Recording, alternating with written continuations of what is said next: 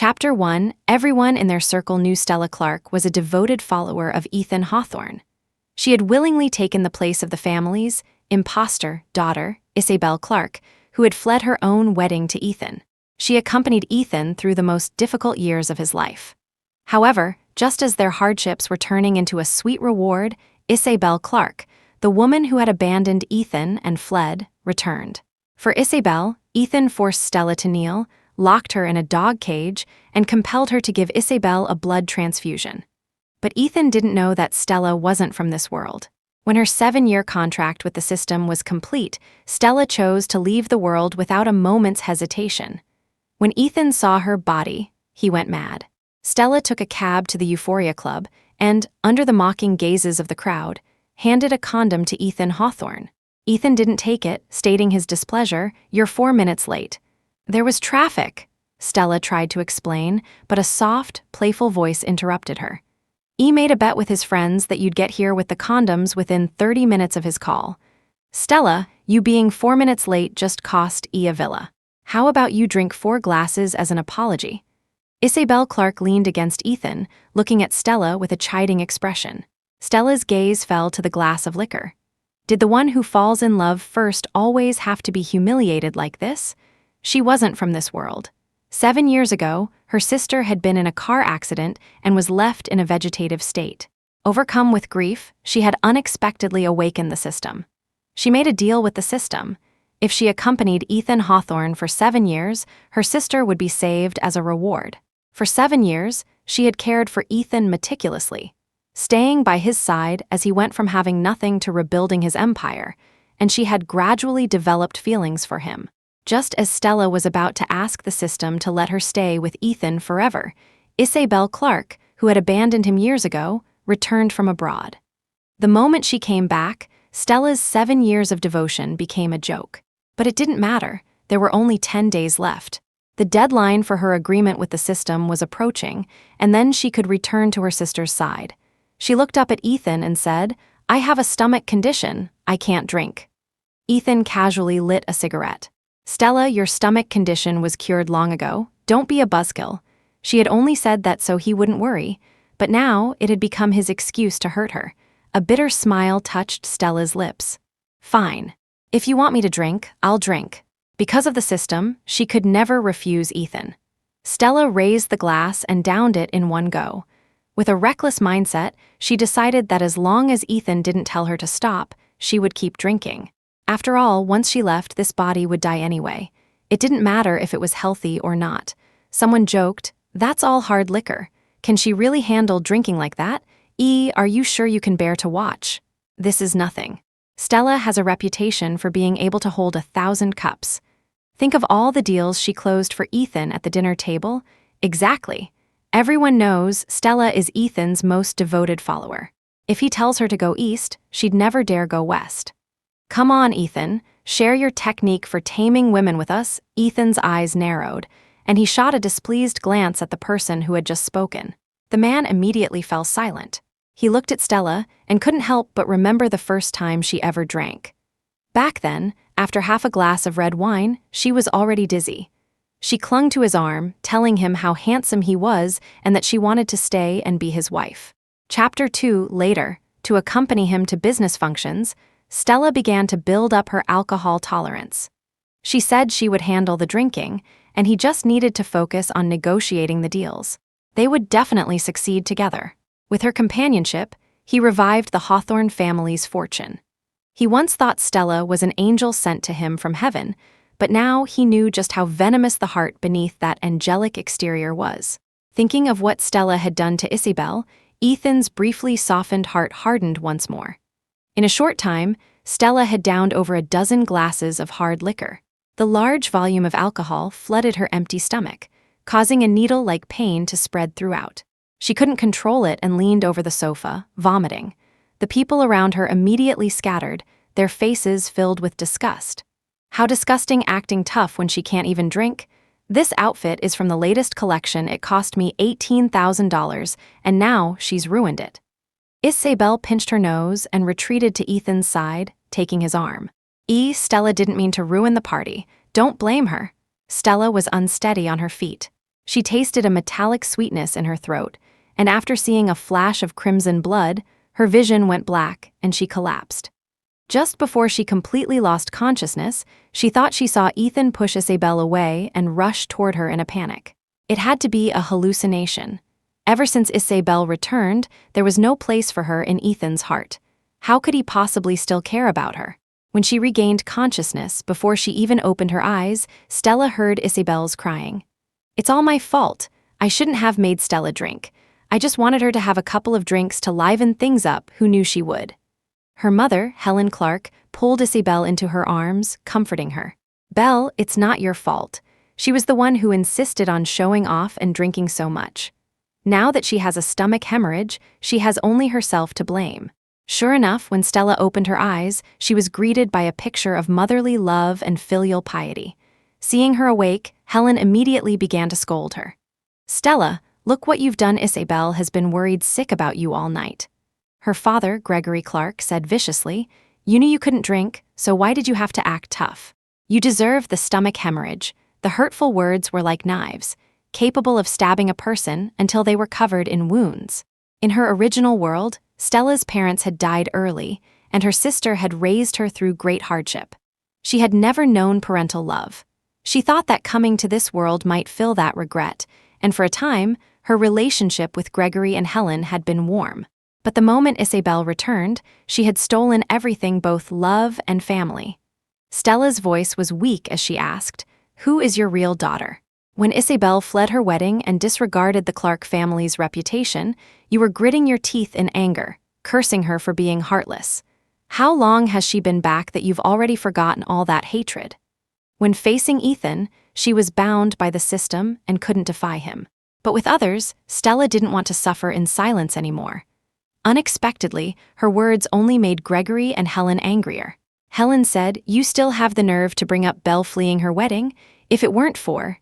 Isabel grabbed Helen's arm, her voice full of grievance. "Mom, let's not talk about the past. From now on, let me and my sister take care of you and Dad together." Helen looked at Isabel with pity. "Good girl, you've been wronged." Gregory also said, "Belle, when we get back, I'll transfer all my shares to you as compensation." To Stella, Gregory and Helen's words were utterly ridiculous. It was Isabel who forced her to drink and caused her stomach hemorrhage, yet now they were blaming her. A triumphant look flashed across Isabel's face, but she maintained a facade of being wronged. "As long as I can be by Mom and Dad's side, I don't feel wronged at all." Then, using the excuse of calling a doctor, Isabel sent Gregory and Helen away. After they left, Isabel's demeanor changed instantly. She walked to Stella's bedside. Chapter 3, Stella, you see. Your husband, your parents, their hearts are all with me. To be such a failure as a person, you're truly pathetic. I advise you to be smart and leave on your own. Otherwise, it will be you who looks pathetic when you get kicked out. Stella sat up in her hospital bed and looked up at Isabel. "If that's really the case, then why are you in such a hurry? Why not just wait for me to be kicked out?" Her thoughts exposed, Isabel became somewhat flustered and angry. "Stella, since you refuse the easy way, you'll have to learn the hard way. Don't blame me for what happens next." She raised her hand and slapped herself, then picked up the glass of water by the bed and splashed it on herself. The glass shattered on the floor with a crisp sound. The next second, the door to the hospital room was pushed open. Ethan, Helen, and Gregory appeared at the door with several doctors. Seeing the situation in the room, Ethan rushed to Isabel's side in a few large strides. Looking at the red mark on Isabel's face, Ethan's heart ached. "Isabel, are you okay?" Isabel's eyes were red as she said, "Stella, I really only came back this time to see Mom, Dad, and E. If you don't like it, I'll leave right now." Hearing this, Ethan's anger flared, and he immediately raised his hand and slapped Stella. "Stella, is it only in front of Isabel that you show your vicious and cruel true nature? I'm telling you, from now on, Isabel will stay by my side. Don't even think about driving her away." The slap was heavy. Stella's body lurched to the side, and her head hit the bed frame, raising a large bump. Helen didn't even glance at her, merely taking out a handkerchief to gently wipe Isabel's tears. "Belle, in the years you were gone, I worried about you every single moment. Promise me you won't leave again, okay?" Isabel glanced at me with a troubled expression.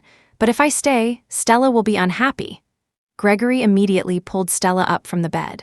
"Apologize to your sister right now." Stella was unsteady, but she still said in a firm voice, "She is not my sister." In her heart, she had only one sister. Ethan used his anger to mask his loss of composure. "Stella, you're truly unrepentant. I order you to apologize to Isabel." Stella stubbornly stared at Ethan, refusing to speak.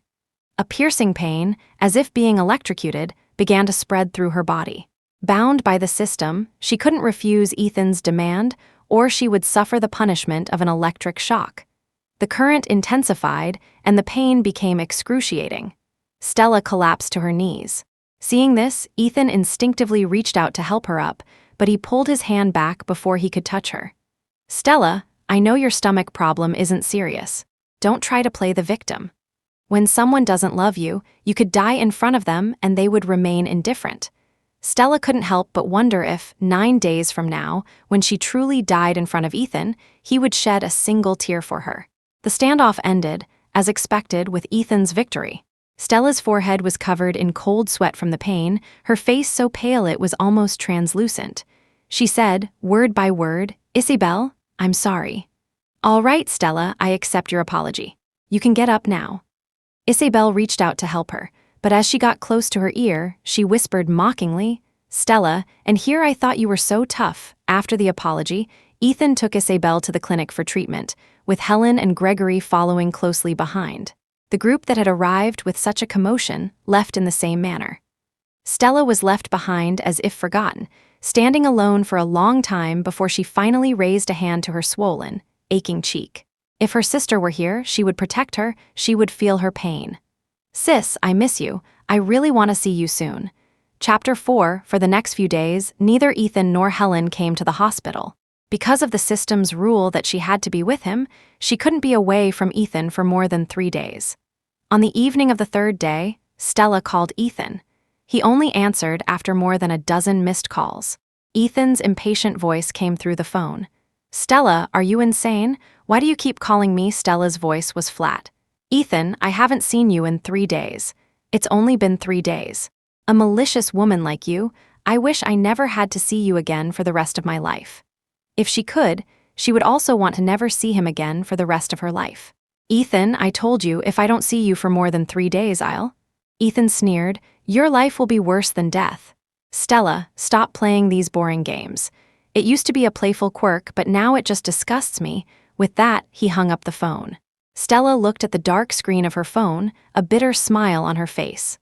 Once, Ethan had gone on a business trip, promising to be back in 2 days, but he hadn't returned by the evening of the 3rd day. Stella's skin had felt as if it were being bitten by insects. There were no visible marks, but the pain and itching were unbearable, making her wish she could scrape her own skin off with a knife. The longer she was away from Ethan, the worse the feeling became. That night, Stella bought a plane ticket and flew to his side. Ethan was both surprised and delighted to see her, asking why she had come.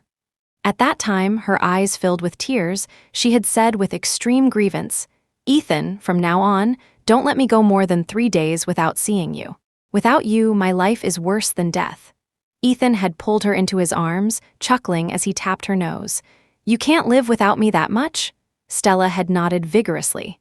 Then Ethan had solemnly promised that he would take her with him wherever he went in the future, and he had always kept his promise. But now he thought she was playing games. He said she was disgusting. Just as Stella was about to call Ethan's assistant to ask for his whereabouts, Isabel sent a video. "Stella, so what if you were with him for 7 years? So what if I fled my wedding? The one he loves has always been me." In the video, Ethan, dressed in a well-fitting suit, was leading the opening dance with Isabel. And the gown Isabel was wearing was the one she had custom ordered from a designer brand a month ago. The two exchanged a smile, their eyes conveying a silent understanding. Stella pulled the IV needle from her arm, got out of bed, changed her clothes, and took a taxi to the jewelry exhibition. By the time Stella arrived, the exhibition was at its climax. Ethan and someone else were in a bidding war for a pink diamond necklace called the Heart of True Love. In the end, Ethan won the bid for $180 million. When he went on stage to sign for it, the host asked him, "Mr. Hawthorne, the bidding for the Heart of True Love was quite intense. May I ask what reason compelled you to acquire it? Ethan took the microphone and said, Because I once promised someone that I would give her all my love. By a twist of fate, we couldn't be together. I hope this heart of true love can accompany her in my place. The host said, Love in this world is often filled with regret. Though regrettable, it is unforgettable. Although Mr. Hawthorne and his beloved couldn't be together, I believe this love will be passed on through this heart of true love. Thunderous applause erupted. Isabel looked at Ethan on stage with tears in her eyes, accepting everyone's blessings. But when Ethan saw Stella standing at the entrance, his heart inexplicably panicked for a moment. Chapter 5, he quickly composed himself, walked off the stage, handed the necklace to Isabel, then went over, grabbed Stella's arm and pulled her aside, scolding her. Stella, are you following me? Ethan's grip on her arm was painfully tight, and Stella frowned. Ethan, I just wanted to come and see you. Ethan's heart felt as if it had been suddenly struck, and it softened completely. She said she just wanted to come and see him. Stella truly loved him. Even when he gave this heart of true love, symbolizing eternal love, to Isabel, she didn't utter a single word of complaint. In front of him, she had humbled herself to the dust. Thinking of this, Ethan's voice softened a little. Although I gave the heart of true love to Isabel, rest assured, the title of Mrs. Hawthorne will always be yours. Perhaps the old her would have been a little happy to hear this, as it meant she wasn't completely without a place in Ethan's heart. But now, Stella really wanted to tell him that she didn't need it anymore. She didn't need Ethan's affection or love, nor the title of Mrs. Hawthorne. Isabel, with the sparkling pink diamond around her neck, came over and linked her arm with Ethan's. Stella is being discharged today. Let's go out for dinner together to celebrate. Ethan looked at the thinly clad Stella without a word, then turned and left with Isabel. Stella silently followed. As long as she could stay by Ethan's side for an hour, she could last another 3 days. At the dinner table, Isabel poured half a glass of red wine for each of the 3 of them. Stella looked at the wine, red as blood, and didn't refuse. Her refusal was meaningless anyway. As long as Ethan told her to drink, she had to. But unexpectedly, Ethan took the initiative to call the waiter over. Get her a glass of milk. A trace of malice flashed in Isabel's eyes, and then she said with a smile, Look at my memory, I almost forgot Stella can't drink. To this, Stella just smiled indifferently. Whether it was red wine or milk, it didn't matter to her. After dinner, Stella didn't want to be the villain standing in the way of true love anymore and offered to leave on her own. Seeing her being so sensible, Ethan couldn't help but say, Wait for me at home, I'm coming back tonight. Stella didn't respond. She had already been by Ethan's side for an hour. Whether he came back now or not was no longer important to her. But unexpectedly, as soon as she got home, Ethan returned with Isabel. He walked over, grabbed Stella by the collar, and his large hands fumbled all over her body. The mocking glint in Isabel's eyes made Stella feel deeply humiliated. She lost her temper, a rare occurrence. Ethan, what are you doing? Ethan pulled something from Stella's pocket. When he saw what it was, he flew into a rage and pushed her to the ground. Stella, and I thought you had changed your ways. Isabel also spoke with a disappointed look. Stella, if you like the heart of true love, you could have just told me. Why did you have to steal it? Looking at the heart of true love in Ethan's hand, Stella understood. She had been framed by Isabel. Although she knew Ethan wouldn't believe her, she still had to speak up for herself. I didn't steal it. Isabel framed me. Isabel instantly looked aggrieved. Stella, I know you've never liked me as your sister, but you can't throw this dirty water on me. Hearing Isabel repeatedly refer to herself as her sister, Stella lost control and shouted, You are not my sister, you don't deserve to be, Ethan said sharply. That's enough, Stella, you're so stubborn.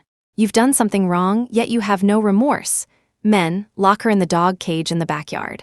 Let her out when she admits she was wrong. Without a word, 2 bodyguards grabbed Stella, took her to the backyard, and shoved her into an iron cage.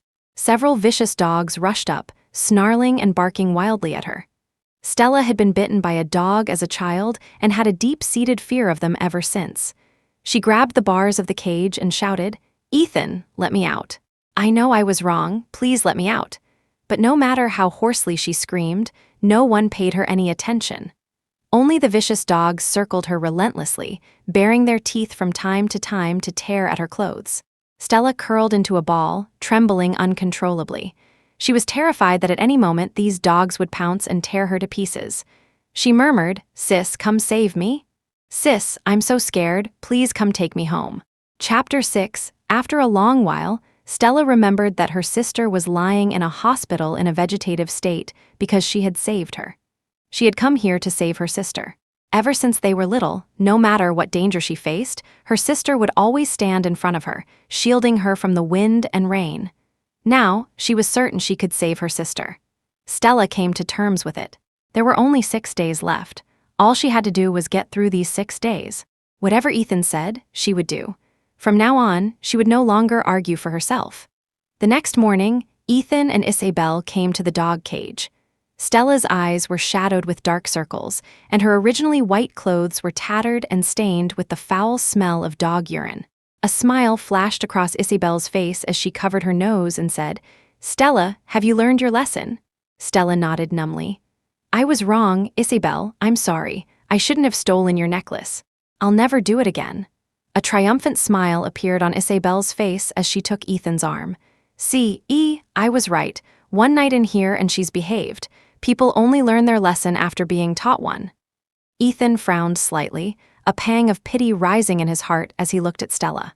He knew Stella was afraid of dogs. Last night, he had wanted to come and let her out. It was Isabel who had stopped him. She said that before Stella was recognized by the Clark family, she had grown up in poverty and inevitably picked up some petty thieving habits. Only by making her remember this lesson would she not dare to do it again. So, Ethan had forced himself to wait until this morning. Seeing that Stella had admitted her mistake, Ethan immediately opened the cage and, without any disgust for the filth on her, lifted her out. Stella's body was still trembling subconsciously, and Ethan's frown deepened. He comforted her, "Don't be afraid. These dogs are specially trained, they won't bite." Stella didn't answer him, just nodded obediently. Ethan carried her back to the bedroom and placed her in the bathtub, about to run the water to clean her. Seeing this, a flash of jealousy crossed Isabel's eyes. Let the maids do this. You have a meeting to attend. If you don't leave now, you'll be late." Ethan was pulled away by Isabel. The bathtub filled with water, and Stella submerged herself in the warm stream. After a long while, she finally felt like she was alive again. Good, another day has passed. Only 5 days left. After washing up, Stella began to tidy the room. She cleared out everything that belonged to her. The handmade dolls they made together, the rabbit souvenir from their trip to Mount Fragrant Hills, the pearl bracelet Ethan gave her. All these things she once treasured now found their final home in the trash can. After throwing everything away, Stella went to bed. The ringtone exclusive to Ethan rang. Stella no longer held any unrealistic hopes for him. She knew that as long as Isabel was around, Ethan would only call her for bad news. She swiped the screen and silenced the call. She couldn't refuse Ethan's words, but if she didn't hear them, it wouldn't count as a violation of their agreement. But not 10 minutes later, 2 bodyguards burst into her bedroom and, without a word, took her to the hospital. She was pushed onto a hospital bed, and doctors and nurses immediately swarmed her. Ethan said anxiously, "Isabel fainted from anemia. The hospital is in urgent need of type AB blood. I remember your blood type is the same as Isabel's." The moment she nodded, a sharp needle pierced Stella's arm, and a steady stream of blood flowed from her body into the transfusion bag. Stella's vision blurred, her eyelids grew heavy, and she fainted completely. When she opened her eyes again, she was met with the same blinding white. Seeing her awake, Ethan's first words were a reprimand. "Stella, you're anemic yourself. Why didn't you say so? Do you know you almost died here just now?" Stella wanted to laugh. Had he ever given her a chance to speak? Gregory Clark frowned. "You've finally done one good thing." Helen Clark's tone was much gentler than before. "Stella, you saved Isabel this time. Consider it atonement for your past mistakes." Because she had disregarded her own life to give blood to Isabel and save her, she was finally earning some of their good graces. In their eyes, what did they really consider Stella, their biological daughter, to be? An accessory to Isabel with no independent rights. A mocking smile played on Stella's lips. "What sin do I have to atone for to her?" Chapter 7. Helen immediately opened her mouth. Back then. In the other bed, Isabel, who had been pretending to be unconscious, could no longer keep up the act. She held her head and said weakly, Where am I?" Seeing her awake, Ethan and her parents immediately surrounded her with concern. "Isabel, you fainted from anemia. You nearly scared me to death. Belle, how are you? Are you uncomfortable anywhere else?" Isabel sat up in bed, looking obedient and sensible. Mom, Dad, I'm fine. I'm sorry for worrying you." Stella watched the happy family scene next to her with indifference. "You still haven't told me what I did." Isabel tried to stop her, but Helen had already blurted it out. Back then, Belle and Ethan were childhood sweethearts, about to get married. But you told Belle that you liked Ethan too and demanded that she give him to you. Belle refused, so you had someone sell her overseas and forge the illusion that she had fled her wedding. Thinking of these things, Gregory couldn't help but curse angrily. "So vicious, you don't deserve to be my daughter."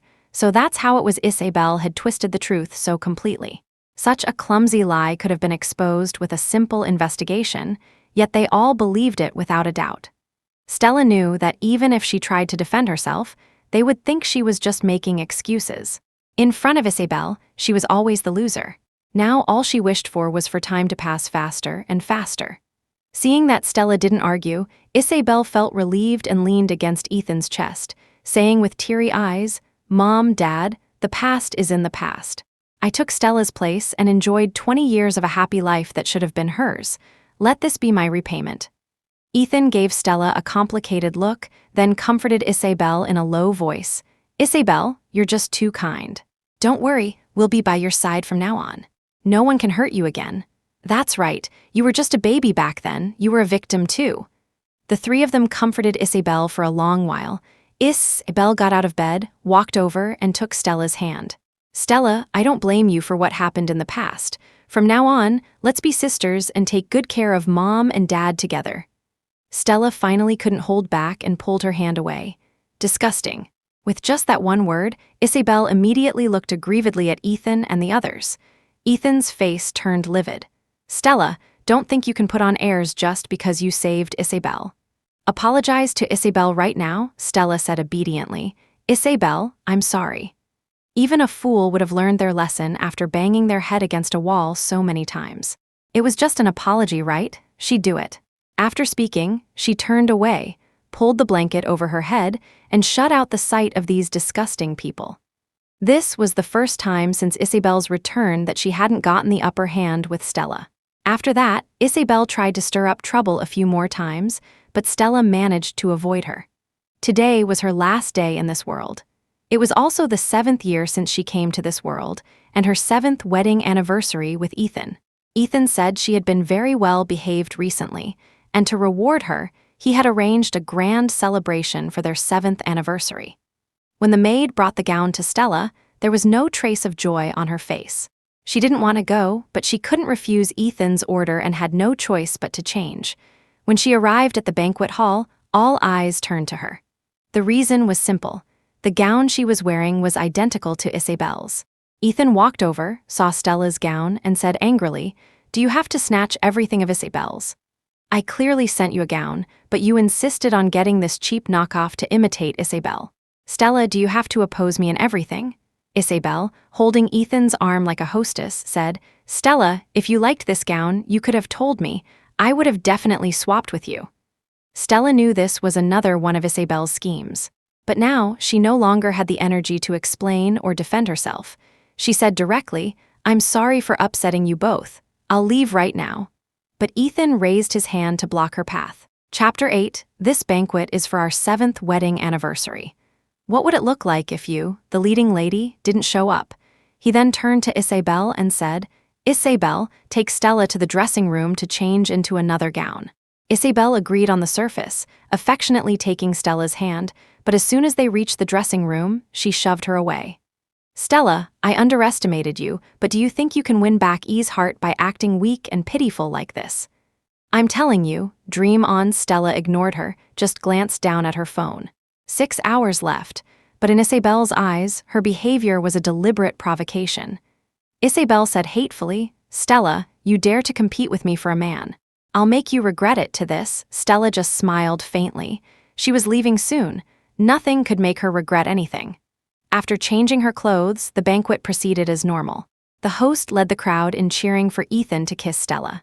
Stella watched Ethan get closer and closer, feeling a wave of nausea. She desperately wanted to push him away.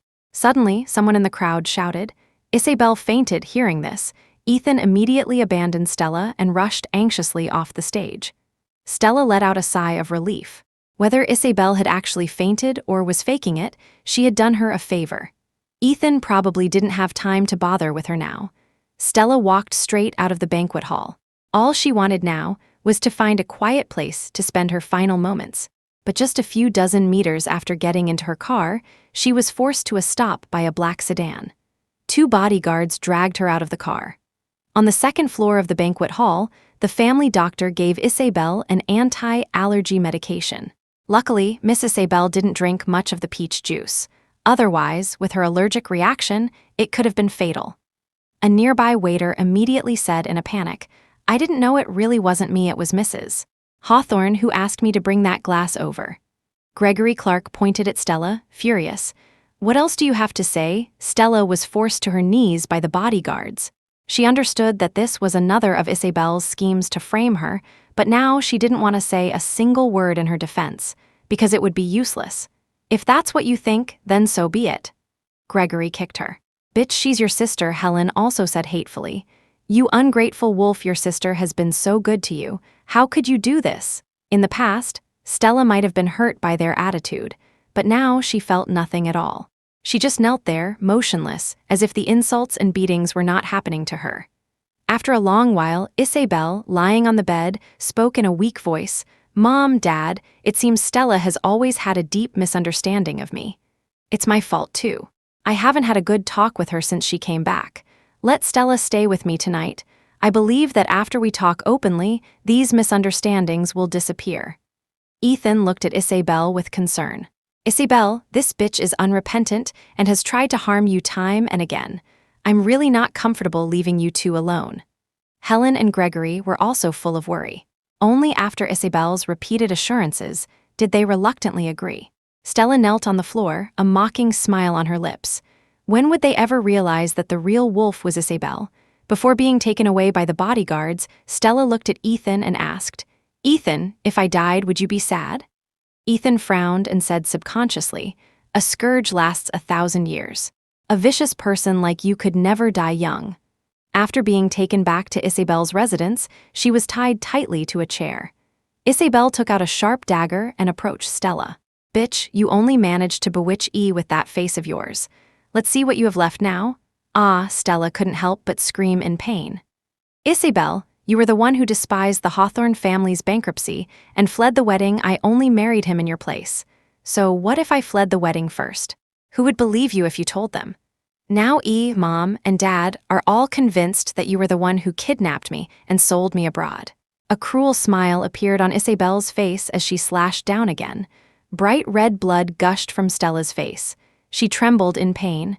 "You treat me like this now. Let's see how you explain it tomorrow." "That's not something you need to worry about. As long as I don't kill you, I have my ways of explaining."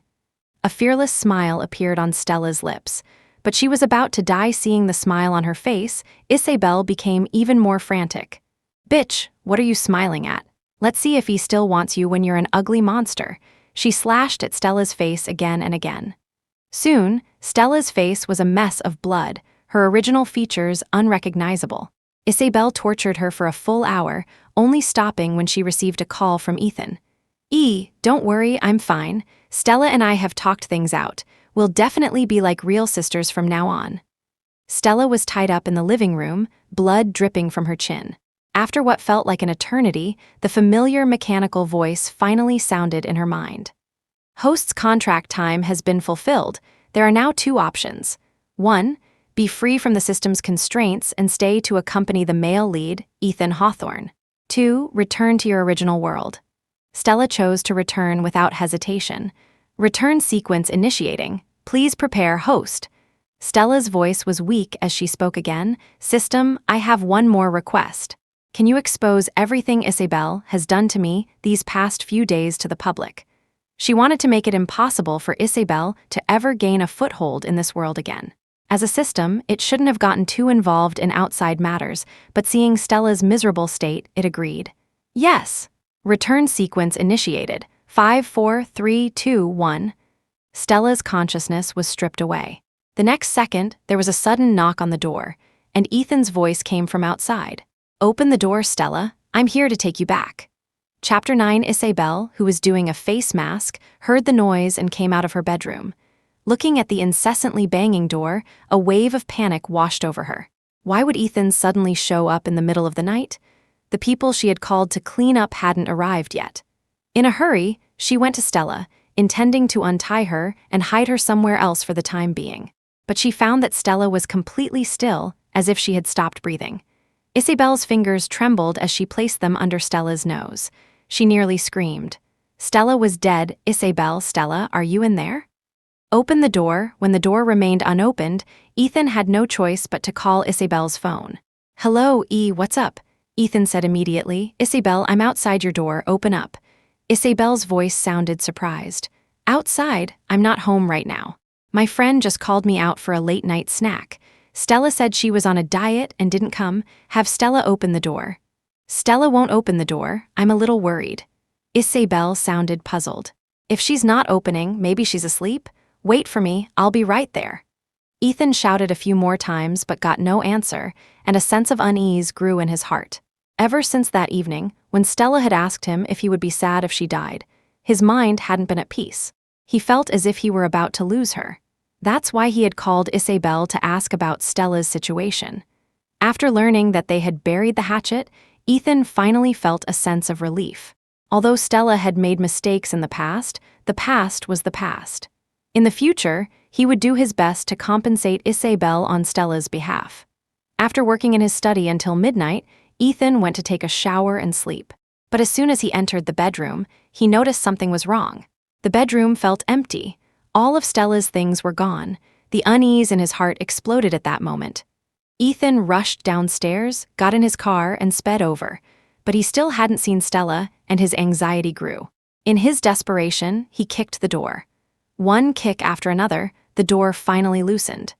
As Ethan gathered his strength for one final kick to break it open, Isabel's voice came from behind him. Did Stella still not open the door?" Ethan quickly grabbed Isabel's shoulders. "I have a really bad feeling. I feel like Stella is about to leave." His heart was burning with anxiety, and he gripped her without realizing his strength. Isabel frowned. You're hurting me." Ethan hastily let go. "Isabel, hurry up and open the door." Isabel took the key from her bag. She appeared calm, but inside she was in a state of panic. Because of her nervousness, it took her several tries to get the key into the lock. The moment the door was pushed open, Isabel screamed and collapsed to the ground. Ethan looked inside, and his eyes widened in fury. Stella was tied to a chair, her head hanging low, her face and body covered in blood. Ethan sprinted to Stella's side, untied the ropes, and pulled her into his arms. "Stella, wake up, don't scare me." "Stella." But Stella's body was already cold, and she could no longer give him any response. Isabel also seemed to snap out of a dream, rushing to Stella's side and crying hysterically. "Stella, what happened to you? How could this happen?" Ethan shoved Isabel away, his eyes fixed on her. Chapter 10. Isabel fell heavily to the ground. When she met Ethan's suspicious gaze, she immediately looked aggrieved. Are you suspecting me?" Ethan's voice was heavy. "You were the one who brought Stella here." Isabel immediately said, "Yes, I brought Stella here, but after we talked things out, my friend invited me for a late-night snack, so I left. If you don't believe me, you can call my friend to confirm."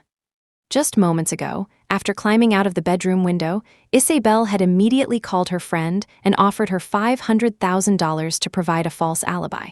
Soon, the police arrived, and Helen and Gregory Clark also received the news of Stella's death. They rushed to the police station and looked at Stella's body in disbelief. "Stella, don't scare your mother." "You brat, get up, are you just pretending to be like this to scare us? Get up." Their angry curses turned into sobs as they clung to Stella's body. Meanwhile, Isabel was released from the interrogation room. She immediately knelt before Helen and Gregory, crying, "Mom, Dad, it's all my fault. I didn't look after my sister properly, allowing an attacker to break in and harm Stella." Gregory questioned her. "You've lived in that apartment complex for so long without any trouble. How is it that Stella dies on the very first night you take her there?" Isabel looked resolute. "Mom, Dad, if you don't believe me, I'll prove my innocence with my death right now." With that, she made a move to run into the wall. But contrary to her expectations, neither Helen nor Gregory moved to stop her. Isabel's forehead hit the wall, raising a large bump. A police officer, seeing this, walked over and said, "We cannot jump to conclusions without conclusive evidence to prevent an innocent person from being wrongly accused. We've requested assistance from a specialist. He can use high tech to reconstruct the last images seen by the deceased. We'll soon know who the real killer is." Hearing this, Isabel's heart skipped a beat, but she forced herself to remain calm. "Officer, are you serious? I've never heard of such technology before." The officer replied, "This is a newly developed technology to assist in solving cases. This is its first time being used, so of course, the general public wouldn't know about it." A short while later, a man dressed in a black trench coat and a black mask, completely covered, walked in carrying a black briefcase. This man was the system, who, at Stella's last request, had come to expose Isabel's evil deeds. He had created the identity of a mysterious technician for himself, using the alias Ian. After identifying himself, the police immediately provided Ian with a closed room as he requested. Before going in, Ian stated that the video would be extracted within an hour. Hearing Ian's confident tone, Isabel felt uncertain and wanted to take the opportunity to slip away. But she was blocked by Ethan. "Where are you going?" Isabel said sheepishly. "We've been up all night and it's almost dawn. I was going to buy some breakfast for Mom and Dad." Gregory scolded her angrily. "You heartless thing, Stella has been murdered, and you think we have the appetite to eat?" Isabel's voice was pitiful, as if she were thinking of them. "Mom, Dad, no matter how sad you are, you have to take care of your bodies." Helen spoke up. "Even if you're not the one who killed Stella, you were the one who took her away. You bear an undeniable responsibility. From now on, don't call us Mom and Dad. You are no longer our daughter." With her excuse gone, Isabel had no choice but to stay, sitting on pins and needles. An hour later, Ian opened the door on time and appeared before them. He took out a black USB drive and inserted it into the computer. With a few clicks, a clear image appeared on the screen for everyone to see. Chapter 11, the first thing they saw was Isabel, with a triumphant look on her face, taunting Stella that her husband and parents' hearts were with her, telling her to step aside. Then came the scene of her splashing water on herself and slapping her own face. The next scene showed Isabel taking off the Heart of True Love necklace while going to the restroom, stuffing it into Stella's pocket, and then framing her for theft. After that came the scene of Isabel bribing the waiter to frame Stella for giving her peach juice. As the videos played, the faces of Ethan, Helen, and Gregory grew darker and darker. Isabel, on the other hand, was so scared her face turned pale and she trembled all over. She knew that if they saw the final video, they would want to kill her. The last video that appeared was of Isabel, like a demon, holding a knife and slashing Stella's face, one cut at a time, while admitting that she was the one who had fled her wedding, not that Stella had kidnapped her. The video froze on Isabel's hideous face, the last image Stella saw before she died. Ethan turned to look at Isabel, gritting his teeth. "Bitch, so you've been lying to me all along." Isabel looked panicked and tried to explain. This video must be fake." Before she could finish her sentence, Ethan kicked her to the ground. A sharp pain shot through her chest, making even breathing feel like being cut by a knife. Helen rushed forward, grabbed Isabel's hair, and slapped her face repeatedly. "You bitch, we've treated you like our own daughter since you were little, but you killed Stella. Give me back my daughter's life." Gregory grabbed Isabel by the neck. "I'll kill you and make you pay for Stella's life." Isabel instantly struggled to breathe, her eyes rolling back, unable to even call for help. The police officers nearby rushed to separate the out-of-control group. "The dead cannot be brought back to life. Please calm down. Isabel killed someone, and the law will punish her. If you beat her to death here today, you will also go to jail." Helen's voice was filled with deep-seated hatred. "Even if I die, I will kill this bitch to avenge my daughter in the chaos." Ethan grabbed a chair and smashed it on Isabel, knocking her unconscious on the spot. In the end, armed police had to be called in to control the three who had lost their minds. Isabel suffered a fractured sternum, lost 2 teeth, and had multiple soft tissue contusions. She was sent to the hospital for emergency treatment. Ethan brought Stella's body back from the police station. He personally cleaned her entire body. When the blood on her face was wiped away, a series of deep, open wounds, some so deep the bone was visible, marred Stella's once beautiful face. Tears fell from Ethan's eyes one by one. He bent down and kissed those scars. "Stella, I'm sorry, I'm sorry. It was all my fault. I was the one who believed Isabel's lies, the one who didn't trust you, the one who handed you over to her. Stella, please come back, okay? Didn't you always want to hear me say I love you? I love you, I love you, I love you." In the 7 years of their marriage, Ethan had never once told Stella he loved her. Back then, when the Hawthorne family went bankrupt and Isabel fled the wedding, Ethan became a laughingstock in their circle. His hatred for Isabel extended to her entire family, and he detested the Clarks. Yet, Stella insisted on marrying him. In the first year of their marriage, he barely gave her a kind look. But no matter how much coldness he showed her, Stella always greeted him with a smile. She was like a sunflower full of life, warming and encouraging him. No matter how late he came home, there was always a delicious meal on the table. Slowly, his opinion of Stella began to change. They started to get along like friends, and gradually she found a place in his heart. He could also feel her love for him. On their 5th wedding anniversary, Stella, under the influence of alcohol, confessed her love to him. Ethan could still remember her expression that day. Her face was flushed as if with rouge, her eyes sparkling as she looked at him, as if she owned the whole world. "Ethan Hawthorne, I love you. Do you love me?" Ethan's throat tightened. The words were on the tip of his tongue, but in the end, he didn't say them. After the betrayal of his last relationship, he didn't dare to say love so easily again. He was even more afraid of giving his heart away only to be cruelly abandoned. He decided to test Stella for a while longer. Just when he thought he could spend the rest of his life with Stella, Isabel returned. She hugged Ethan and cried, saying that she hadn't fled her wedding back then. It was because Stella liked him and, in order to marry him, had tricked her and sold her abroad. She had suffered terribly abroad and had gone through great hardships to escape and come back. Ethan believed her lies. His heart hated Stella's viciousness, but he couldn't control his love for her. Torn between these two emotions, the harm was done before the love could be spoken. Ethan held Stella's body and said, "I love you," countless times. But the person lying there would never respond to him again. He wanted to make up for his past mistakes, only to find that he didn't even have the chance. Over Stella's body, Helen, Gregory, and Ethan had a complete falling out. They believed that the dead should be laid to rest, and Ethan's actions would disturb Stella's peace after death. But Ethan stubbornly refused to let Stella be buried. He built an ice room in the house to store Stella's body, and every day he would lie in the ice room, sleeping with her body. Helen and Gregory tried every means possible, but they still couldn't get Stella's body back. But freezing was not a long-term solution. Coupled with the warmth from Ethan's body, 3 months later, Stella's body began to show signs of decay. After discovering this, Ethan sat on the ice bed in a daze for a long time before making a decision. "Stella, girls are always the most concerned about their appearance. I don't think you would want to see your body decay. Since I'm destined to not be able to keep you, then I'll go with you. Wait for me." Chapter 12. After speaking to himself, Ethan got up and walked out. He drove directly to the prison. Isabel had been sentenced to life in prison for manslaughter. Since her imprisonment, Ethan had visited her once every half-month. Through the transparent glass, Isabel, handcuffed and limping, walked over.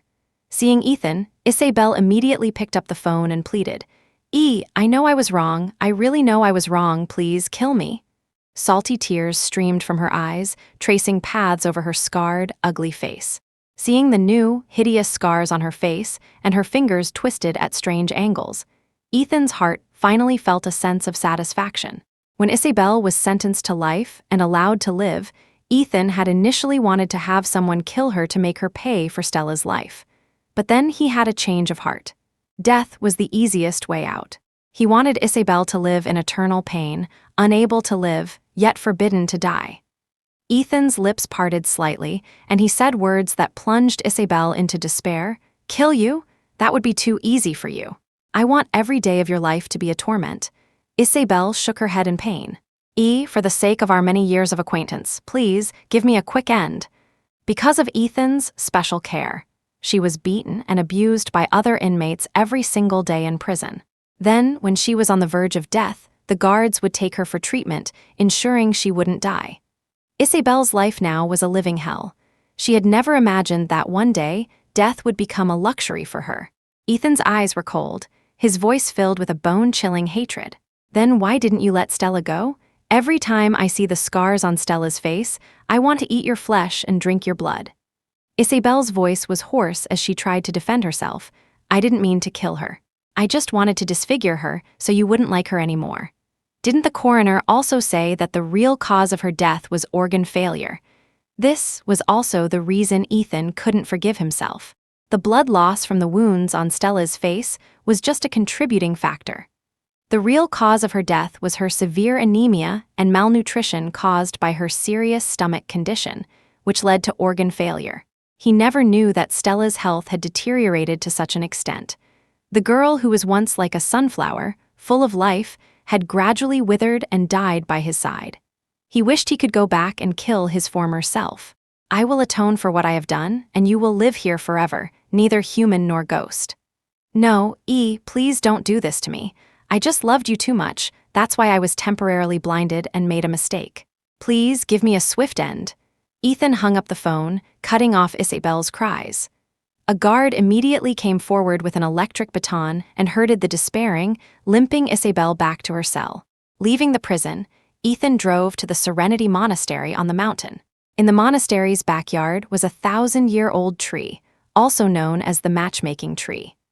Legend had it that if two people's names were written on a matchmaking charm and hung on the tree, they would be blessed with a lifetime of love. Once, Stella had used the excuse of hiking to bring him to this mountain.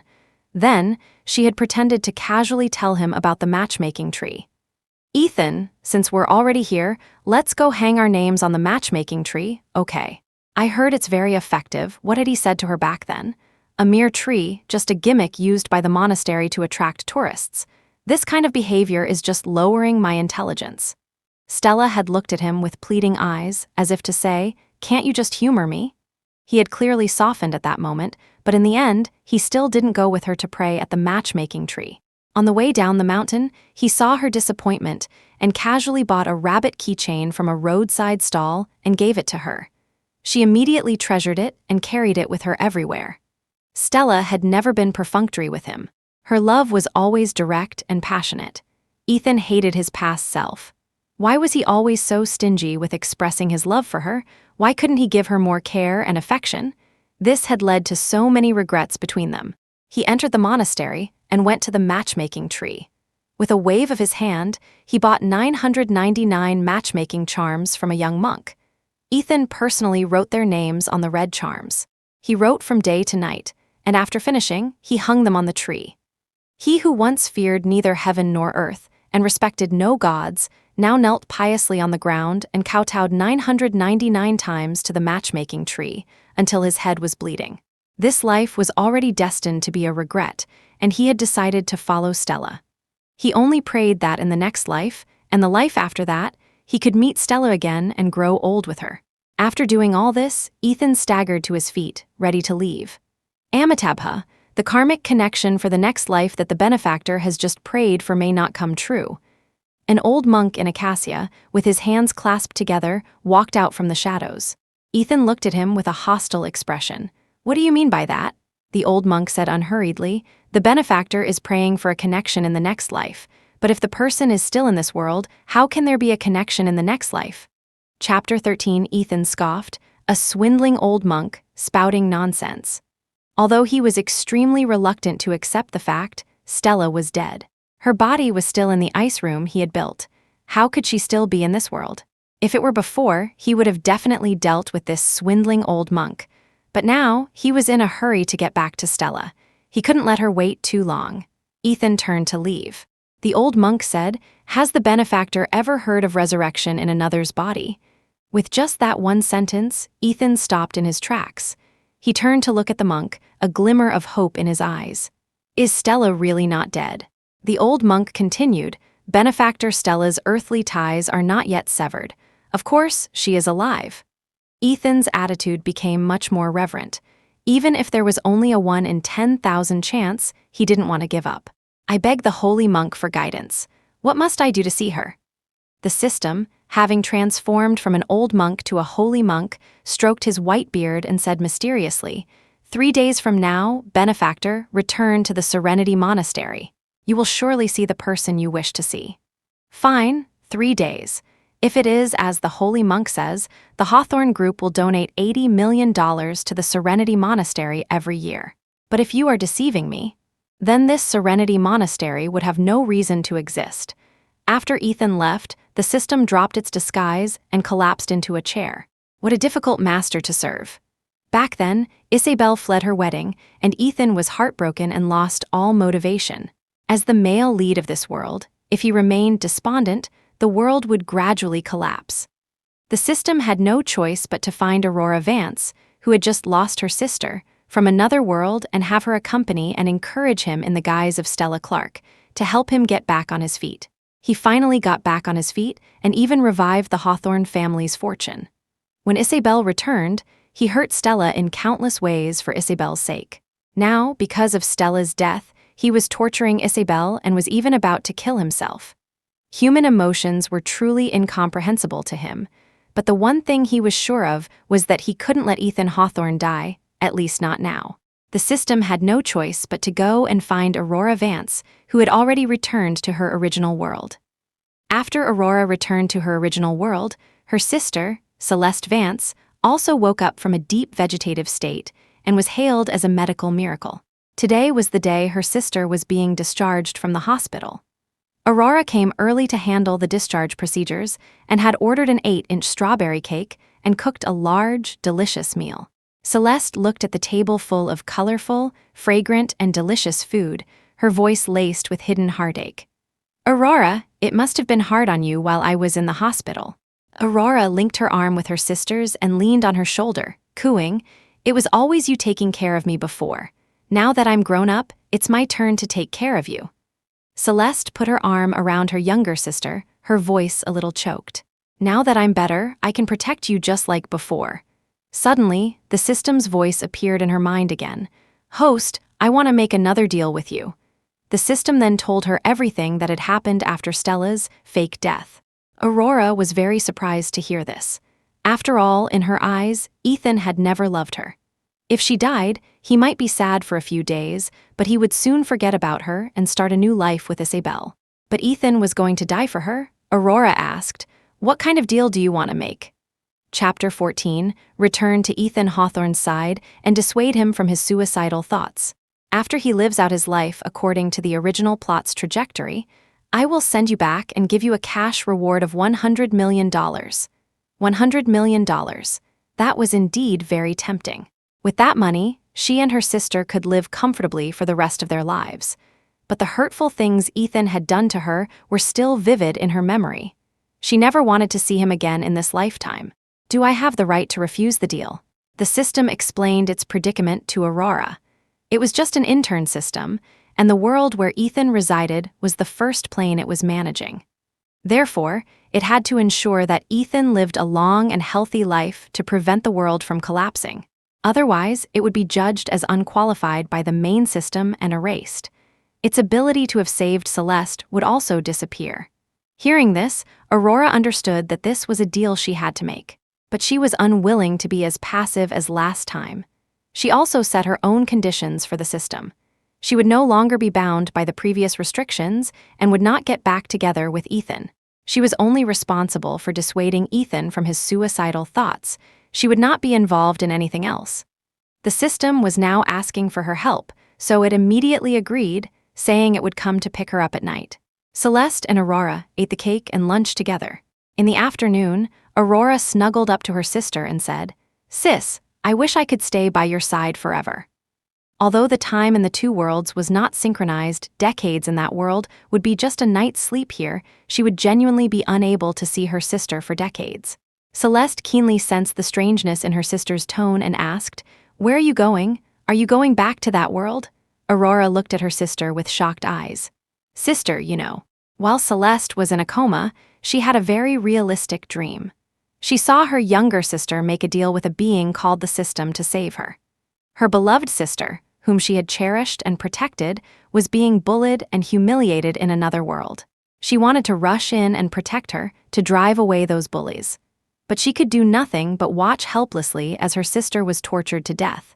And then she woke up, and her sister was right beside her. She didn't dare to ask her sister about the things in her dream. She was afraid they were real.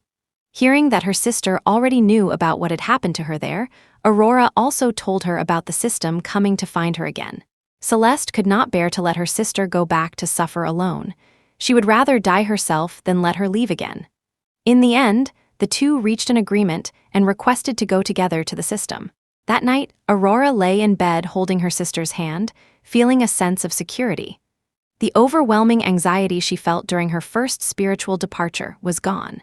3 days later, Ethan arrived at the Serenity Monastery as promised. These 3 days had been torture for him, every minute and every second.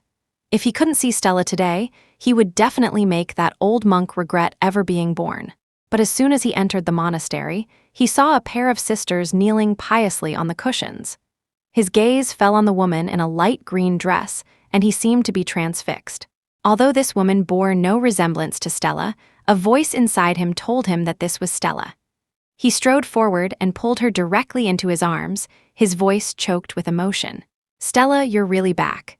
Being held by Ethan again, Aurora only felt disgust. She struggled with both hands. "Sir, let go of me, you've got the wrong person." Ethan held her even tighter. "Stella, I know it's you. Are you still angry with me?" A sharp slap landed on Ethan's face. Chapter 15, Celeste Vance shouted angrily, "Where did this pervert come from, daring to take advantage of my sister?" Ethan was stunned by the slap, and a clear handprint immediately appeared on his face. Aurora took the opportunity to hide behind Celeste. Ignoring the pain on his face, Ethan hurriedly said to Celeste, "I'm not a pervert. She's my wife." Smack, another hard slap landed on Ethan's face. "My sister has never been married. If you dare to spread such rumors again, I'll beat you to death." With that, Celeste took Aurora's hand and hurried away. After being slapped twice, Ethan finally came to his senses. He immediately sent people to follow them and investigate all their information. An hour later, all the information about the sisters was laid out in front of Ethan. The older sister, Celeste Vance, and the younger sister, Aurora Vance, had been orphaned at a young age and had grown up relying on each other. Aurora had become a simpleton after hitting her head as a child. But 3 months ago, she had fallen again, and after waking up, she was no longer simple-minded but had become intelligent. 3 months ago was the day Stella died. Now, everything added up. Ethan was now convinced that Stella had been resurrected in Aurora's body. The reason she didn't recognize him was that she was still angry. He believed that if he sincerely apologized, Stella would eventually forgive him. That afternoon, Ethan came to the sisters' home with lavish gifts. Aurora, who opened the door, immediately tried to shut it when she saw him. Ethan spoke first, apologizing, "I was rude this morning. I've come specially to apologize to Miss Vance." Aurora really wanted to slap him away like her sister had that morning, but she was here on a mission and couldn't go too far. The door was opened, and Ethan finally got into their house as he wished. He looked around. The room was small but warmly decorated, in the same style as Stella's usual arrangements, and her habit of clenching her fists when she was nervous was also the same. Aurora looked at him with hostility. "I've accepted your apology. Now please leave, Mr. Hawthorne." Hearing the title, Mr. Hawthorne, from her lips again felt like a lifetime ago to Ethan. When they had first married, she had always called him Mr. Hawthorne sweetly. Later, she called him E, and then she called him by his full name, Ethan Hawthorne. Ethan looked at Aurora, his gaze so intense it felt like it could see through her skin to her soul. "Miss Vance, could you call me E?" The humiliating memories flooded back into Aurora's mind. Isabel, leaning against Ethan, had said in a sweet voice, "E, I thought that was a special name just for me." Ethan, his face livid, had looked at her and said, "Stella Clark, don't call me E. You don't deserve to." Aurora's tone turned cold. "Mr. Hawthorne, you must be joking. How can just anyone use such a name?" The words he had once said were like a boomerang, now hitting him right between the eyes. He said in a low voice, "I'm sorry. Mr. Hawthorne, there's nothing to be sorry for. I just want you to leave now." Seeing that Aurora really didn't welcome him, he knew that after what he had done to her, she couldn't possibly get over it so quickly. He couldn't rush things and make her even more disgusted. Anyway, he had plenty of time now. He could spend the rest of his life atoning for his sins. Ethan put down the luxury health supplements he had brought. "I can go, but please accept these things. Your health is very poor. You need to take good care of yourself." Stomach problems, anemia, malnutrition, those words still echoed in his mind. Now, blessed by heaven, he had a chance to start over. This time, he would make sure she was healthy and safe. Chapter 16, after returning, Ethan dismantled the ice room and prepared to have Stella's body buried. Helen and Gregory Clark rushed over upon hearing the news, expecting another fight. But Ethan, without much argument, gave them Stella's body. After so long, the two elders finally saw their daughter's body again.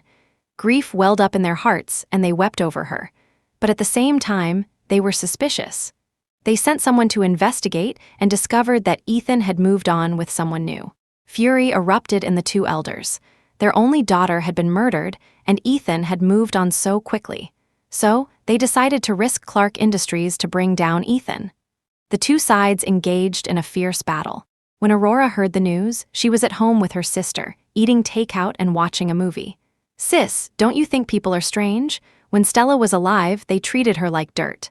But after she died, they all came to love her, even going so far as to torture Isabel in prison." Thinking of the suffering her sister had endured, Celeste's eyes filled with pity. "Our Aurora has always been the best. They were just blind before, mistaking a fish eye for a pearl.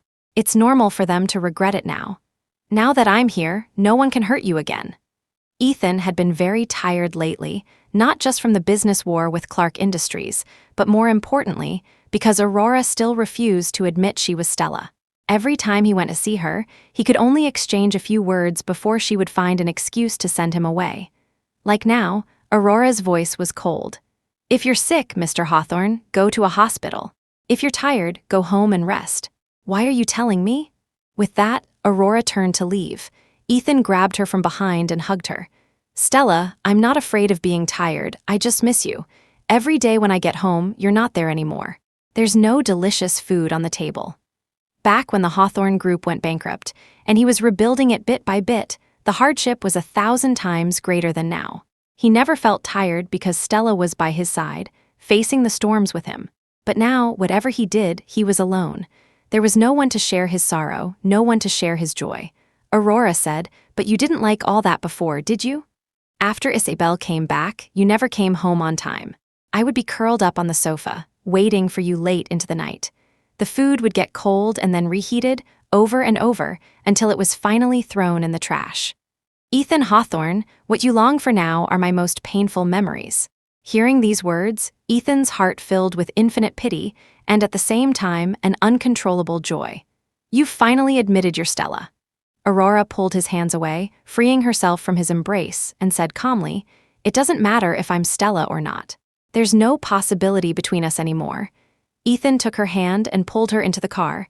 "Stella, I'm taking you somewhere." The car started, and Ethan drove Aurora directly to the matchmaking tree in the backyard of the Serenity Monastery. He took one of the matchmaking charms hanging on the tree and showed it to her. "Stella, didn't you always want to hang our names on the matchmaking tree? Look, now the whole tree is covered with our names. I wrote every single one of them myself. I was weak and foolish before. I didn't dare to face my own heart and was deceived by Isabel. Since you left, I've regretted it every single day. I hung 999 matchmaking charms on the tree and knelt beneath it, praying for a next life. Heaven took pity on me, and you really came back to me. Stella, I really know I was wrong. I really can't live without you." Ethan knelt down on one knee in front of Aurora and took out a pink diamond ring from his pocket, made from the heart of true love. "Stella, marry me. I will love you with my life from now on." Although the system had already told her about these things, seeing them with her own eyes was still shocking. The matchmaking tree she had longed for was now covered with her and Ethan's names. The love she had once openly and secretly sought from Ethan was now being offered to her as he knelt before her, promising to love her with his life. If this had happened 2 years ago, no, even just 1 year ago, Stella would have been overjoyed, feeling like the happiest person in the world. But now it was all too late. After the harm has been done, no amount of guilt or compensation can fix it. She took a matchmaking charm from the tree and tore it to pieces in front of Ethan. The red paper confetti fluttered to the ground. Even if a broken mirror is pieced back together, the cracks will always remain. Ethan Hawthorne, I once loved you, but that was in the past. Now, all I hope for is that we cannot disturb each other. Aurora turned and left, leaving Ethan kneeling alone, his figure exuding an indescribable loneliness. But before she could reach the bottom of the mountain, she felt a sharp pain in the back of her neck, and her vision went black as she fainted. Chapter 17, Aurora woke up to the bumpy ride of a car. Her hands and feet were tied, and her mouth was gagged with a cloth. She was lying on the back seat of a car. She struggled to sit up and looked at the people in the driver's seat, wanting to ask who they were and why they had kidnapped her. But because her mouth was gagged, she could only make muffled MMM sounds. One of them turned to look at her and said in a low voice, "Be quiet, or I'll cut out your tongue." Terrified, Aurora immediately fell silent and curled up on the back seat. She had been in this world as Aurora Vance for less than a month, and hadn't offended anyone. She didn't understand who would want to kidnap her. As she was thinking, the car stopped at an abandoned factory.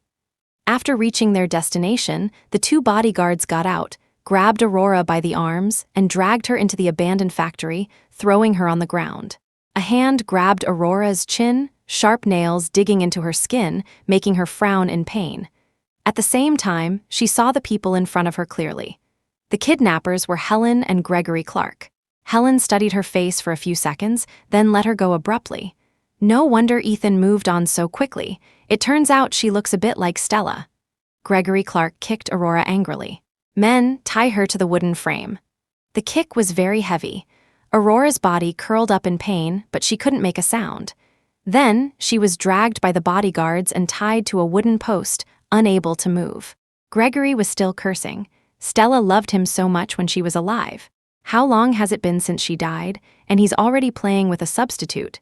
"Today, I'll send him to hell to atone for his sins to Stella." Aurora's heart sank when she heard this.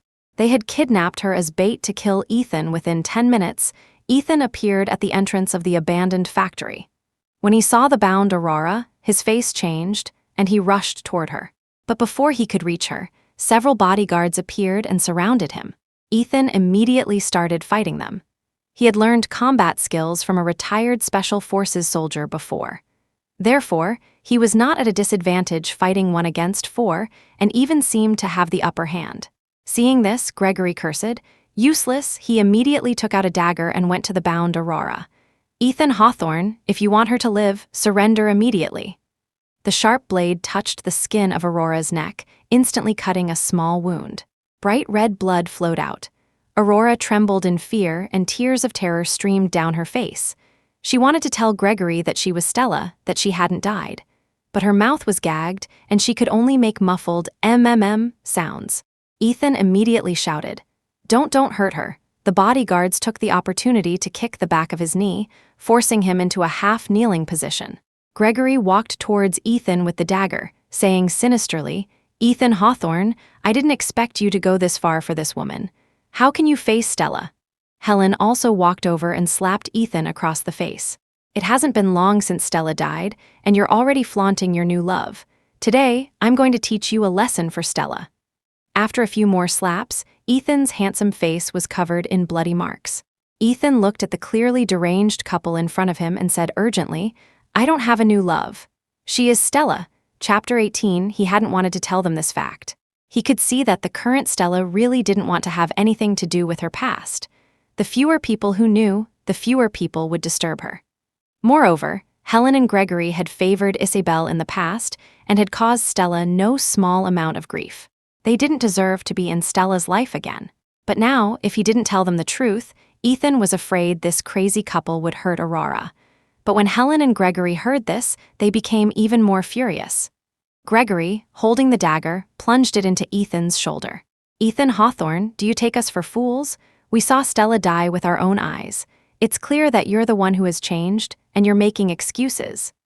Stella loved you so much when she was alive, but you didn't even mourn her for half a year after she died. Today, I'm sending you to hell to apologize to Stella. Gregory pulled out the dagger and stabbed him again. Soon, Ethan was covered in blood. Aurora's pupils widened as she watched the scene before her, screaming the system's name in her mind. The system had gone to great lengths to bring her from another world to ensure Ethan's safety. Now that Ethan was about to be killed by Gregory, why was it doing nothing? Pain spread from every wound on his body. Ethan's lips turned pale from the pain, and cold sweat dripped from his forehead. He thought of the scene where Stella was disfigured by Isabel. So this is how it felt. No wonder Stella wouldn't forgive him. After experiencing such heart-wrenching pain, who could easily say they forgive? Ethan's voice was weak as he looked at Helen and Gregory. Whether you believe it or not, the one I've always loved is Stella. Now I just beg you not to hurt her. After saying this, Ethan fainted from excessive blood loss. Gregory dismissed the bodyguards and took out the gasoline he had prepared, pouring it around the abandoned factory. It was clear he was planning to set himself on fire, and it was clear that Aurora was also one of the people he planned to burn to death. Although she wouldn't really die if she died in this world, she had no desire to experience the extreme pain of being burned by fire. Aurora struggled frantically, trying to break free from the ropes, but she couldn't. Helen looked at her and said, "You can only blame yourself for your crooked thoughts, trying to use my dead daughter to climb up.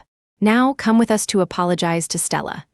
After pouring the gasoline, Gregory took out a lighter and lit it. Despair filled Aurora's heart as she watched the small, dancing flame about to fall on the gasoline. At the critical moment, the dilapidated factory door was kicked open. Police officers swarmed in, and one fired a precise shot at Gregory's wrist. He cried out in pain, and the lighter went out and fell to the ground. He had no chance to pick it up again. The police quickly subdued the two and put them in a police car. Celeste followed the police and ran in. Seeing the bound Aurora, she rushed over to untie her. "Aurora, are you okay? Are you hurt anywhere?" Aurora looked at Ethan, lying in a pool of blood, and shook her head. "Sis, I'm fine." Compared to him, she was indeed unharmed.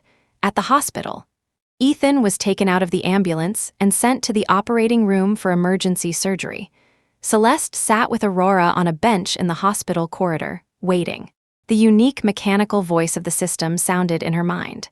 "Host, what did you call me for just now?" "Aurora, why don't you wait until Ethan is completely dead before you show up?" Chapter 19, hearing Aurora's thoughts, the system said, "Please rest assured, host. Ethan Hawthorne is the male lead of this world. All the suffering he endures is a trial for him. Unless he seeks death himself, he cannot die." After getting the system's reply, Aurora didn't feel much relief. She suddenly remembered a movie she had once seen, The Truman Show. The world you've lived in since you were little turns out to be just a script, and your family and friends are all actors. Wasn't Ethan's current situation somewhat similar?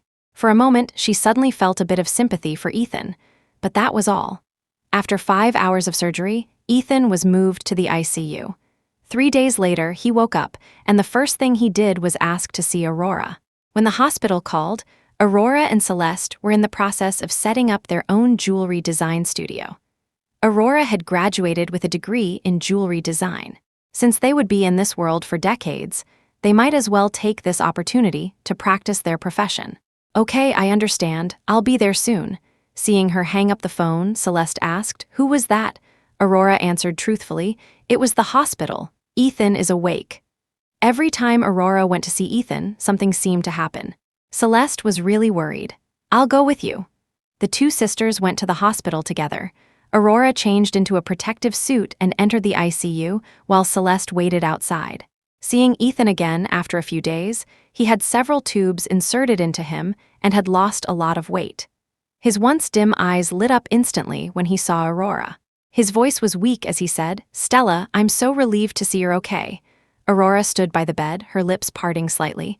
"I am Aurora Vance. The name Stella Clark has nothing to do with me anymore." Ethan immediately corrected himself. "I know, Aurora." To him, a name was just a label. Whether it was Stella Clark or Aurora Vance, it was still her, and that was enough. Ethan struggled to lift his hand and took Aurora's fingertips. "Aurora, when Gregory stabbed me over and over, I finally understood how much pain you were in back then. I don't dare to ask for your forgiveness. I only ask that you let me stay by your side to atone for my sins, okay?" Aurora pulled her hand back. "Ethan Hawthorne, you don't need to atone to me. I don't hate you anymore. Where there is love, there is hate. Now, she no longer had any love for Ethan, so naturally there was no hate to speak of. To get something, you have to give something. She wanted to save her sister, and the price was just some physical pain. She thought it was a more than fair trade. Ethan's eyes were filled with deep loneliness. He would rather Aurora still hated him than for her to look at him with eyes like a pool of stagnant water. Aurora, even if you don't hate me, I still have to repent for the sins I've committed. I just ask that you don't refuse me. Aurora didn't say anything more because she knew that refusing would be useless. Soon, the 15-minute visiting time was up, and a nurse came to ask Aurora to leave. As Aurora turned to leave, Ethan called out to her. Aurora, can you come and see me often in the future? His voice was cautious and full of anticipation. Aurora paused for a moment before saying, I'll try. After leaving the hospital, Aurora and her sister went to the police station. Helen and Gregory had been arrested for attempted murder. Barring any surprises, this would be the last time Aurora would see them in this life. After all, they had been family for 7 years. She should come and see them off. Helen and Gregory were handcuffed to a bench. Seeing Aurora, Gregory spoke first. Why are you here to visit? Did we fail to kill you last time? Are you here for revenge? Helen also sneered. What are you so proud of? You're just a substitute for my daughter. Ethan will kick you to the curb sooner or later. Faced with their harsh words, Aurora didn't get angry. A faint, indifferent smile played on her lips as she asked them, Do you love your daughter very much? So much that you're willing to kill for her? Helen said without hesitation, Stella is my only daughter. I would willingly give my life for her. Gregory also said, Someone like you who has been an orphan since childhood would never understand a parent's love. But when she was alive, you never gave her a kind look. Back then, you humiliated and beat her for your adopted daughter, Isabel. You even let Isabel take her away and kill her. Is that your love? Chapter 20, Helen's face instantly showed guilt. Back then, we were just temporarily deceived by that bitch. But don't you love her so much that you're willing to give your life for her? Then why weren't you willing to believe her? In Aurora's heart, true love was always unconditional trust and support. Without trust, is love still love? Helen was speechless for a moment. Gregory said angrily, What does this have to do with you? Even if we were wrong in the past, we'll repent to Stella after we die. It's not your place, you imposter, to tell us what to do. Aurora smiled. I just wanted to tell you that even if you chase them to hell to repent, your daughter will not forgive you. Helen and Gregory became agitated, rattling their handcuffs. You bitch, I'll tear your mouth apart. You little bitch, don't think we can't do anything to you even if I die. I won't let you have an easy time. Aurora said unhurriedly, When I was first brought back to the Clark family, I was wearing a faded t-shirt. You looked at me with disdain, as if I wasn't worthy of being your daughter, as if even saying a word was a mistake. For 7 years, I tried to please you and mend our family relationship, but it couldn't compare to Isabel's return with a lie full of loopholes. You never loved me when I was alive. Fighting for me after my death is just to make yourselves feel better. Helen and Gregory seemed to be frozen, staring blankly at Aurora. What do you mean by that? Who are you? Unfortunately, Aurora didn't answer them again. She got up and walked out, leaving them shouting hysterically behind her. This question would be enough to haunt them to their graves. Half a month passed, and Ethan was transferred from the ICU to a regular ward. Aurora basically maintained a frequency of visiting him once every 3 days. The rest of her time was spent with her sister preparing for their studio. On the day the studio opened, Aurora and Celeste had only planned a simple celebration with a couple of flower baskets. But unexpectedly, flower bouquets began to arrive continuously from the morning, with red roses and golden wheat stalks arranged together, covering the entire street. Then, dozens of luxury cars arrived to show their support. The door of the leading car opened, and Ethan got out from the back seat. For someone who should have been resting in the hospital, suddenly appearing here, Aurora was only surprised for a moment. She remembered that when she had visited him a few days ago, Ethan had indirectly asked about the preparations for her studio. Ethan, dressed in a handsome and well-fitting suit, walked up to Aurora. Miss Vance, congratulations on your opening. I would like to order a custom-made men's bracelet from you. One doesn't turn away a smiling customer. Aurora had no reason to refuse, and she also took it as an opportunity to practice. Later, Ethan took off his watch and wore that bracelet on his wrist, never taking it off. When curious people asked about the meaning of the bracelet, Ethan said it was designed by the one he deeply loved. Thanks to Ethan's influence, Aurora's studio quickly became well known, and she, with her design talent, quickly rose to prominence. That year, Aurora won the Star Designer Award. She stood on the stage, giving her acceptance speech, in which she expressed her deepest gratitude to her sister. Whether in her original world or here, her sister was always her greatest support. Then, the host asked her in a gossipy tone, "Miss Vance, don't you have a few words for your boyfriend, CEO Hawthorne?" I remember that Miss Vance's work first became known because of the bracelet CEO Hawthorne wears. Aurora smiled gracefully. "I am not CEO Hawthorne's girlfriend. Please stop spreading rumors online." But didn't CEO Hawthorne say that the bracelet was designed by the one he deeply loves? What Ethan had originally said was that his bracelet was designed by the one he deeply loved, and that he was currently pursuing her. But everyone had automatically ignored the second half of the sentence and assumed that Aurora was Ethan's girlfriend. Although Aurora had denied it to others many times, no one believed her. Because in their eyes, a man as handsome and rich as Ethan Hawthorne couldn't possibly have a woman he couldn't win over. Aurora said, "CEO Hawthorne ordered the bracelet from me through normal channels. What he says is his business, but as far as I'm concerned, we are just a normal business and customer. And I am a firm believer in not marrying. I believe that marriage only brings bondage and restraint to women. The so-called home binds a woman's body, and children restrain a woman's soul." Chapter 21, Aurora's words caused a huge stir online, mainly dividing opinions into two camps. One was that Aurora was just playing hard to get, putting on airs to raise her own status, and that she would surely be won over by Ethan before long. The other was that Aurora's words made a lot of sense. Historically, marriage has indeed brought more disadvantages than advantages to women. They thought her non-marriage ideology was very progressive and started to emulate her as an idol. When Ethan heard these words, he also felt a brief moment of panic because he desperately wanted to build a family with Aurora again and become family together. But he quickly calmed down. Aurora's love for him had been so deep before. He didn't believe she really didn't love him anymore. Ethan felt that as long as he persisted long enough and showed Aurora his sincerity and his love for her, she would eventually come around. But 1 year, 2 years, until 10 years passed, Aurora had become one of the top designers in the country and had established her own jewelry brand. During this time, she and her sister also founded a charity foundation for orphans and adopted more than a dozen orphans who had lost their parents. The hardships that children without parents face from a young age are also unimaginable. The two sisters, because they had been through the rain themselves, wanted to do their small part to provide a shelter for others. The oldest of these children were 7 or 8, and the youngest were only 1 or 2. They called Celeste Big Mama and Aurora Little Mama. When Ethan came, Aurora was playing with the children. When they saw Ethan, they all flocked to him. "Godfather, you're here." Ethan smiled and patted the children's heads. "I brought you gifts. Ask Uncle Assistant to get them for you." The children happily ran out with the assistant. Only Ethan and Aurora were left in the courtyard. Ethan walked up to Aurora, knelt on one knee, and took out the heart of true love, pink diamond. "Aurora, this is the 19th time I've proposed to you in the last 10 years. Can you still not accept me?" Ethan's voice grew softer as he spoke, because he already had a premonition that he would probably never be able to have her in this lifetime. 10 years. In these 10 years, he had truly done everything he could, but Aurora still couldn't forgive him.